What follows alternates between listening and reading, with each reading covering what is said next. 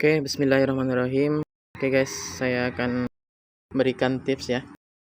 Ini juga berguna untuk kita yang baru menanam sawit, tapi kita belum ada menghasilkan apa-apa.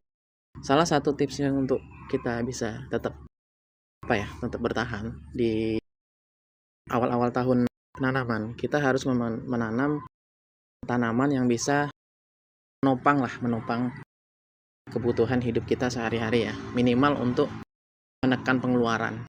Karena kita juga apalagi yang nggak punya lahan cadangan ya, yang cuma punya satu kawasan saja, tapi tidak ada penghasilan tambahan dari sawitnya yang belum berbuah.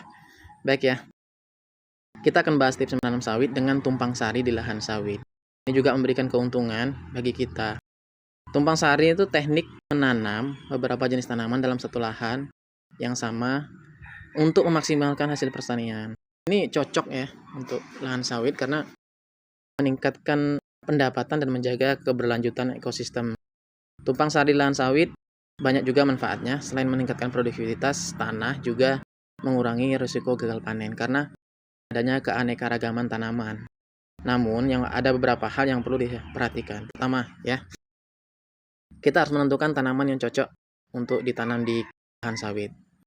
Contohnya jagung, kacang tanah, cabai, sayur-sayuran ya, kayu, kangkung atau bayam. Tanaman ini memiliki siklus yang cepat, biasanya kalau 3 bulan itu sudah panen ya.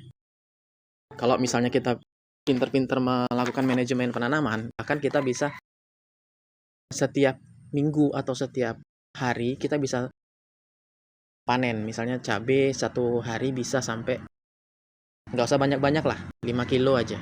Nanti hasilnya bisa kita tukar dengan makanan lain, kita tukar di toko. Biasanya toko mau itu untuk ditukar dengan hasil panenan kita.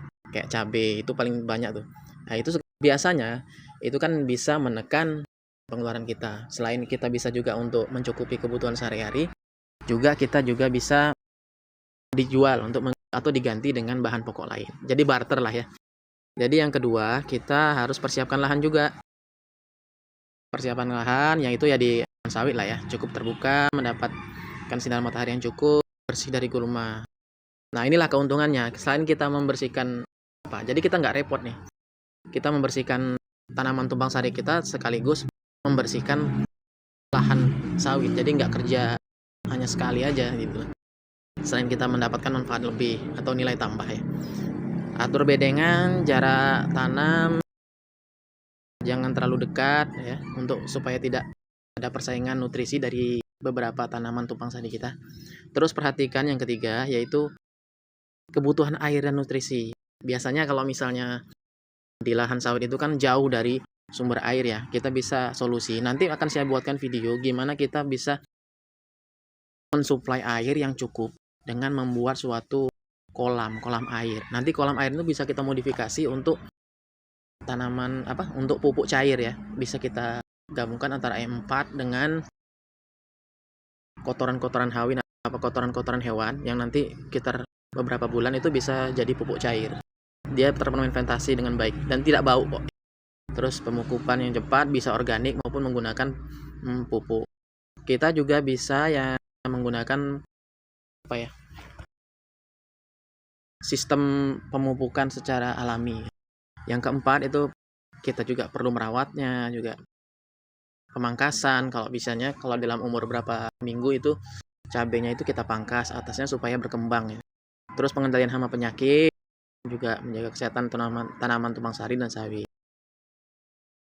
Dengan menerapkan tanaman tumpang sari, para petani dapat menghasilkan produktivitas. Lahan mereka mendapatkan tambahan. Tidak hanya itu, teknik ini juga secara ekonomi juga membantu menjaga ekosistem pertanian. Oke ya guys ya, mudah-mudahan ini bisa bermanfaat dan bisa kita terapkan. Insya Allah nanti saya akan tunjukkan video-video lain untuk tips-tips selanjutnya agar hasil lahan pertanian kita lebih maksimal. Assalamualaikum warahmatullahi wabarakatuh.